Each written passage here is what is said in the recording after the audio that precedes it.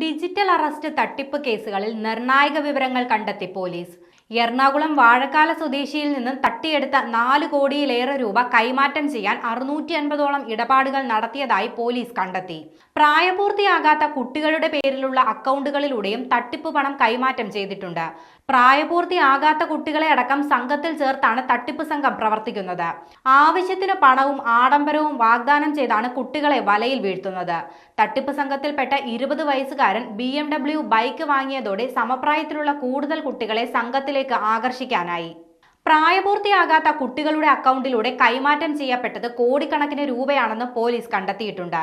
എറണാകുളം വാഴക്കാല സ്വദേശിയെ കബളിപ്പിച്ചെടുത്ത 4.11 കോടി രൂപ 480 അക്കൗണ്ടുകൾ വഴിയാണ് കൈമാറ്റം ചെയ്തത്. ഈ അക്കൗണ്ടുകളിലൂടെ 650 ഇടപാടുകൾ നടന്നതായും പോലീസ് കണ്ടെത്തിയിട്ടുണ്ട്. അന്വേഷണത്തിന്റെ ഭാഗമായി 1 കോടി രൂപ നിലവിലുള്ള അക്കൗണ്ട് പോലീസ് മരവിപ്പിക്കുകയും ചെയ്തു. രാജസ്ഥാൻ, പശ്ചിമ ബംഗാൾ എന്നിവിടങ്ങളിൽ നിന്നും തട്ടിപ്പുകാർ കൊടുവള്ളി കേന്ദ്രീകരിച്ചുള്ള അക്കൗണ്ടുകളിലേക്ക് പണം എത്തിച്ചിട്ടുണ്ട്.